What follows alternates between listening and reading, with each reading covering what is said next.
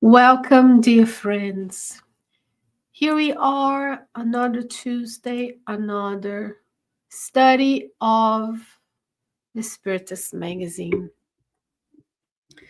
Today, we are going to come together and study and reflect upon an article from issue 58 of the Spiritist magazine. We encourage you to visit spiritistmagazine.org, where you will be able to download the app for the Spiritist magazine and also the PDF version of the Spiritist magazine. And today, the article is titled Just a Moment. And this is a message by the Spirit, Luiz, through the mediumship of Francisco Cândido Xavier. What a blessing to be here with you today as I record this on this very sunny day, sunny afternoon at the Spiritist side of Richmond in collaboration with Kardec Radio. Once I've downloaded the PDF version of the magazine, that's what the version shows in the computer. That's how you can use it for your own studies, the studies at your Spiritist center. The app you can carry with you everywhere you go. Spiritist magazine app, you can choose. Let's go to issue 58. That's the cover of the issue 58. I'm making myself a little larger. That's cover of issue 58. And this is page 40 of the magazine, so it's towards the end of the magazine. Second to last article. So you can download and you can follow along with me. You can read it on portrait or landscape mode. But here I'm using the PDF version on the computer. I have it on a separate screen. I share with you. We bring this blessed technology together in order to spend these moments studying the Spiritist doctrine, finding ways we can bring these teachings to our daily lives. So here is the article. The article is by the Spirit Luiz through the mediumship of Francisco Cândido Xavier, affectionately known as Chico Xavier. So Luiz says,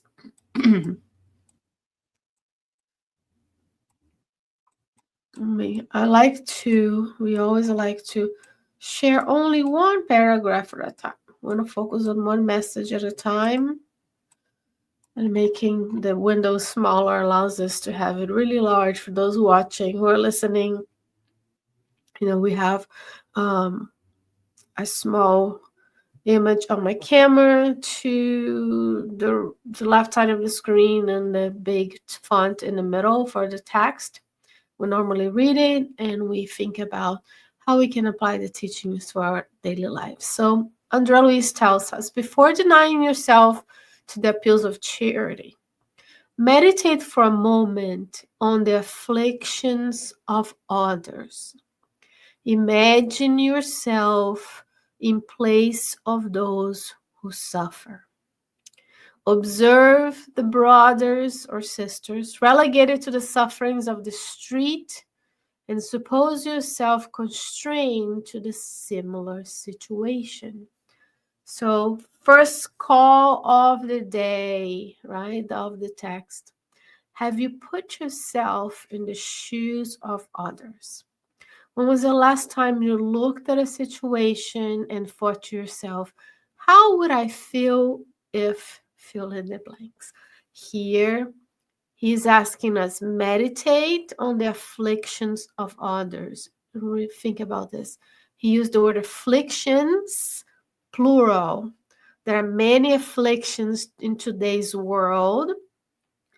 At planet Earth in transition from trials and expiations to regeneration. There are just so many aspects of afflictions that we as incarnate beings are undergoing, and this evolution and interaction between two worlds, right? The spiritual world and the physical world. When was the last time you imagined yourself in the places who suffer here? He is specifically asking us to imagine ourselves in the shoes of those who are living on the street, those who are unhoused, who don't have a home. How would we feel if we were them? Most likely, we would want someone to notice us and help us in the afflictions of living under in the streets, susceptible to the elements of the weather, heat, cold, in this case in North America, the cold, right? Suppose yourself constrained. So that's a temporary position that someone may have in his life. And what would we do if we were constrained to that situation? Right? What kind of teachings we could take from a perspective of those who are in that situation, and for us who are looking from an outside view. Note the helpless, infirm, those who are ill, and consider that tomorrow it will be probably us, the candidates to the rescue on the public road. So many of those who are unhoused need help. Of course, friends, we are here to help one another. We don't say, oh, this is your life experience for this reincarnation, and so be it. No, we notice also that it's our responsibility living in society, the law of society, to help others. And he says, note the helpless, infirm, those who on the streets may be suffering from different conditions of the physical and the spiritual bodies. Some have challenges of mental illnesses, others have challenges of physical illness. We know from an epidemiology and research perspective, those who are unhoused have shorter lifespans. Those who are housed, it makes sense, right? And when you're constantly subjected to the elements, your health is, you don't have the resources to seek help for your health, and you perish in this physical body sooner. Examine, so this was for the unhoused. Now he said, examine the weary elder and reflect that if this coordination does not come soon, you will not escape old age. Dear friends, we live in an ageistic society. Many people do not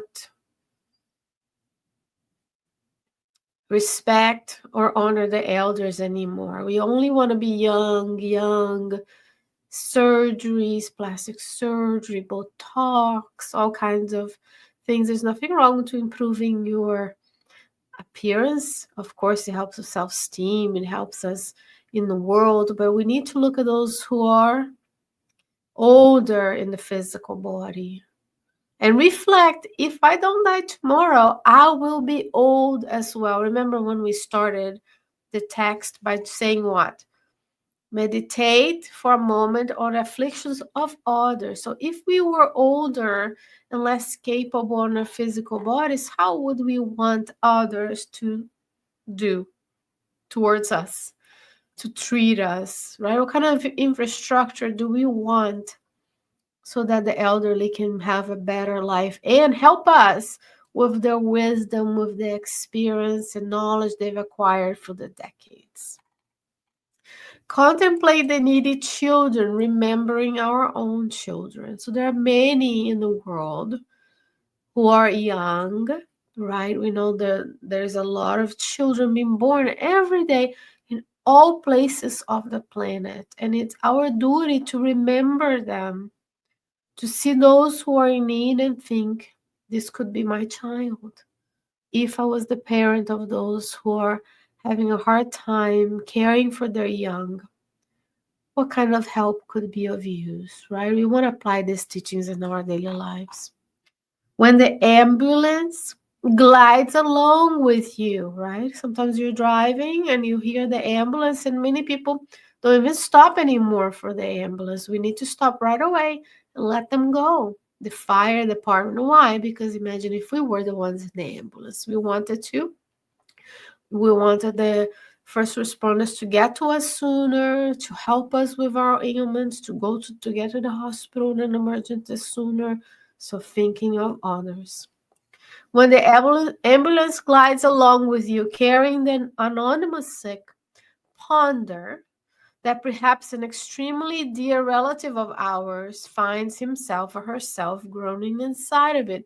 What if, I usually say, I work in a healthcare system, I do research in a hospital, I don't have patient contact, but I always say when I'm going to and from and I stop to help someone get directions to a specific department, or I'm educating them on my research studies that we would like them to participate in.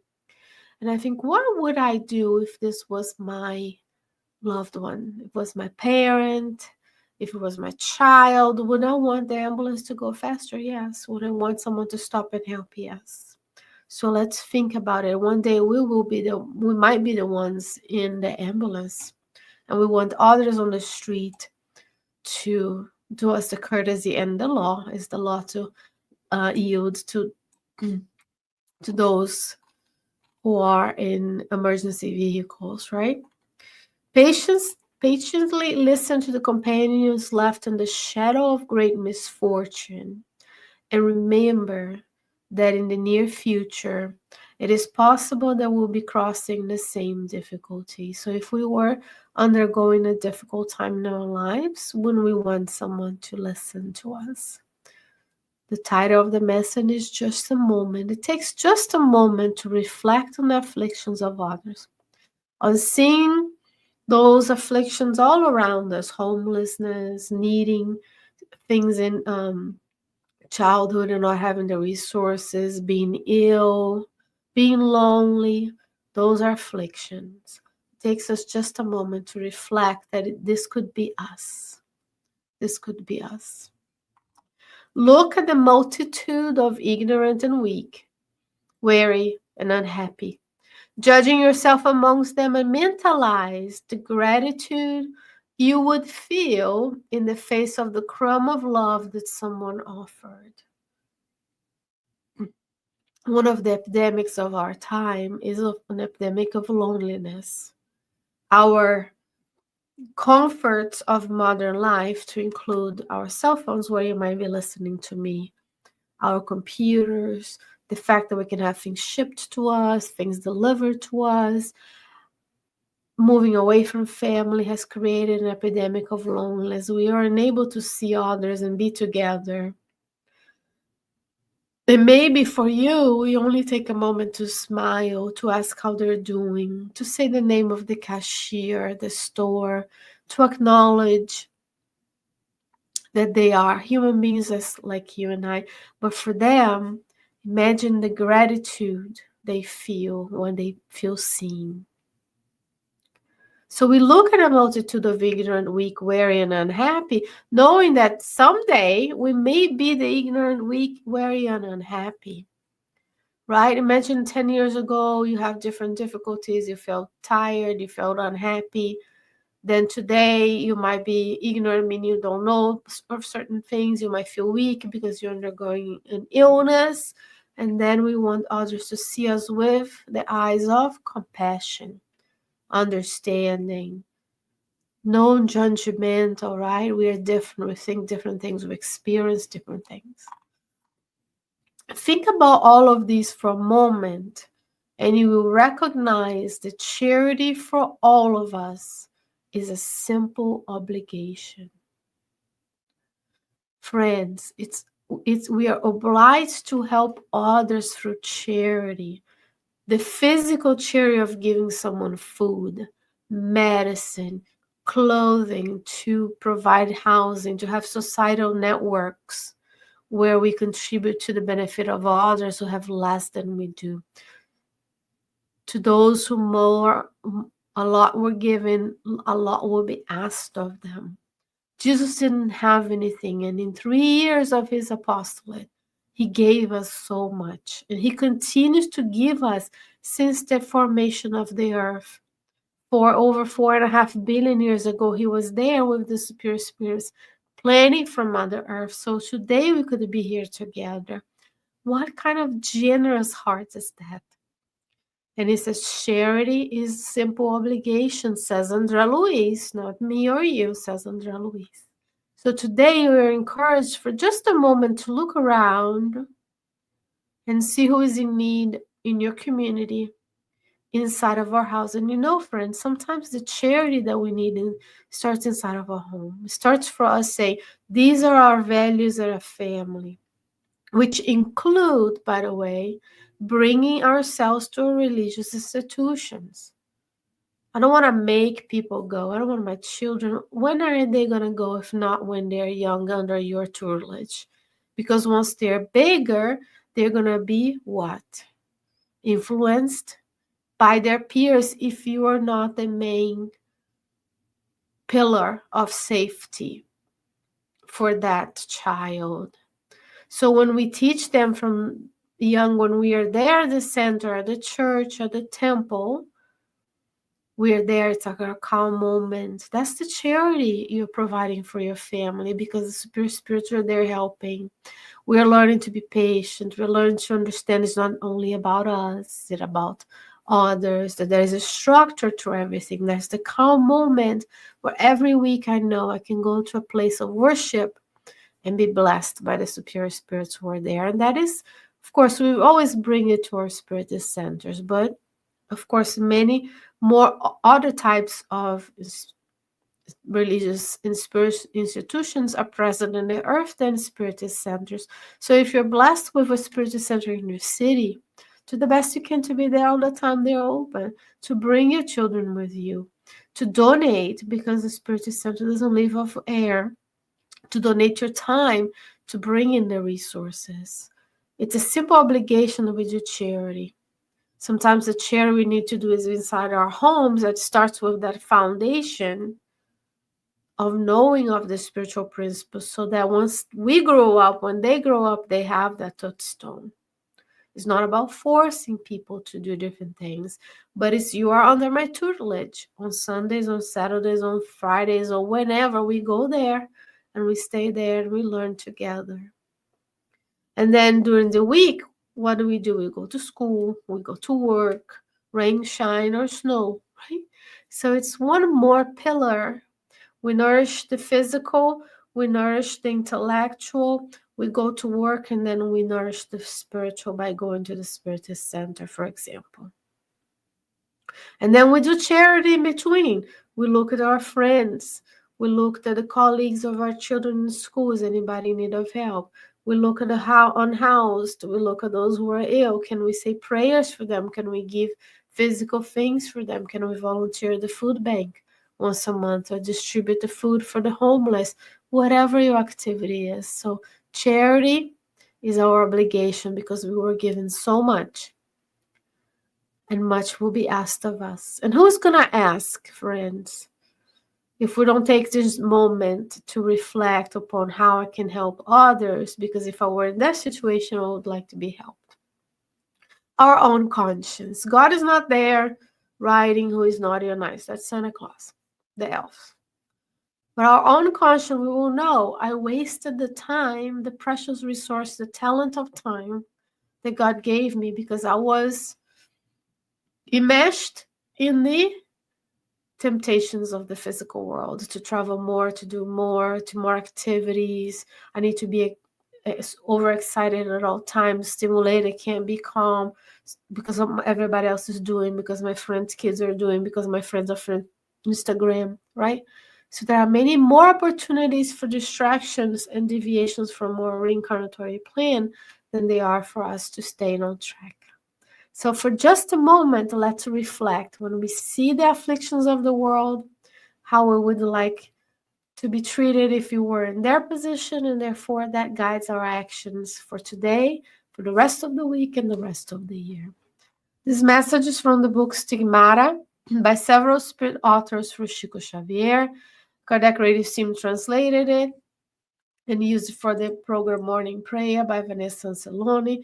Please go to YouTube, Facebook, SoundCloud, Instagram, Threads, and everything else in between to find the Kardec Radio's platform, to like and subscribe the video, to share, to share with everyone, because to share is to care. Sharing is caring. Here it is. Just a moment. Dear friends, what a blessing to be with you today. Don't forget to visit spiritistmagazine.org. If you'd like to write to the editor, spiritistmagazine@gmail.com. And until next week, I wish you many, many blessings. God willing, I'll be back with you then. See you. Bye-bye.